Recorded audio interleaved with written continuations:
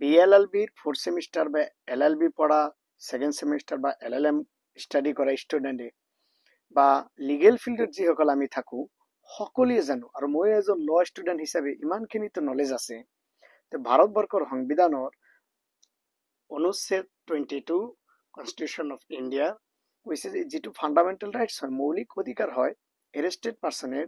যে এইটো হ'ল against the arbitrary arrest and ডিটেনশ্যনৰ আৰু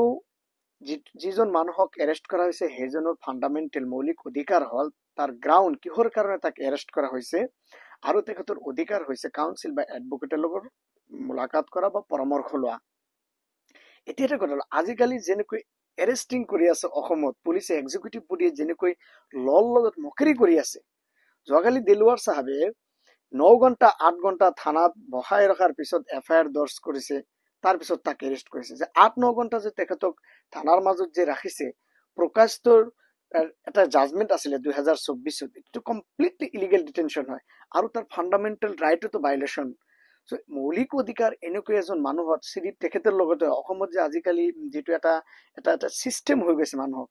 বেইল কৰাৰ পিছত লগে লগে আকৌ এৰেষ্ট কৰা আকৌ এফআইআৰ দৰ্জ কৰা কোনো নকৰাকৈ এনেকৈ 8-9 ঘণ্টা কৰা বহাই ৰাখি কৰা যে মৌলিক অধিকাৰৰ লগত মানুহৰ ফাণ্ডামেণ্টেল ৰাইটছ কমপ্লিটলি উলংঘন কৰা হৈ আছে আৰু নহয় নতুন যেটো অৰ্থাৎ পুৰণা code of criminal procedure code বা নতুন বিএনএসএস কোড ভাৰতীয় নাগৰিক সুৰক্ষা সংহিতা সেকশন 36 তো আছে সেইটো অধিকাৰ লিগেল ৰাইটছ হয় তো এনেকুৱা সিস্টেমৰ যেটো আছে এটো এটা মই এজন ল ষ্টুডেণ্ট হিচাপে বা এলএলবি বা বিএলএলবি বা যিসকল আমি ল প্ৰেক্টিছ কৰি ইমানখিনি নলেজটো আছে সো ইট ইজ কমপ্লিটলি এটা অর্থাৎ সুপ্রিম কোর্টের বহুত ডিকে বছর জাজমেন্ট আছে সংবিধানের লগত যেটো বা কানুনের লগত যেটো মকারি বা তামখা বা উপহাস করা হয়ে আছে এটা শ্যামফুল সো আমি সকলোৱে এক্সিকিউটিভ বডিয়ে পুলিচে আমি সকাই আইনক মানি চলিব লাগে আৰু যিজন মানুহক যে 8-9 ঘণ্টা কৰা থানাৰ মাজত এনেকৈ বহাই ৰাখিলে এতিয়া তাৰ সেই টাইমৰ ভ্যালু কোনে দিব এতিয়া তাৰ যি এতিয়াতো কোৰ্টে বেল গ্ৰান্ট কৰি দিলে তাৰ যেটো মান সম্মান যেটো অলপ হানি হল এটো ৰেসপন্সিবিলিটি কোনে লব এতিয়াতো কোর্টে কম্পেনসেশন দিব লাগে তাক কম্পেনসেশন বা ক্ষমা খুজিব লাগে এতিয়া তেখেতৰ ওচৰত তো এই যে মানুহৰ এজন ৰিপুটেড সমাজৰ জাৰ্নালিষ্টৰ লগত টিচাৰৰ লগত বা অৰ্থাৎ বিভিন্ন ধৰণৰ ব্যক্তিৰ লগত যে এনেকুৱা যে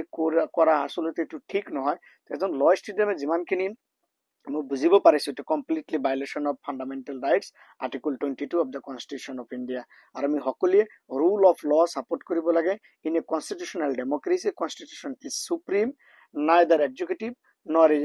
আপোনাৰ লেজিসলেচাৰ সো আৰু আমি সকলোৱে rule of law and constitution principles and মৰেলিটিৰ ওপৰত আমি শাসন ব্যৱস্থা চলাব লাগে থ্যাংক ইউ ভেৰি মাচ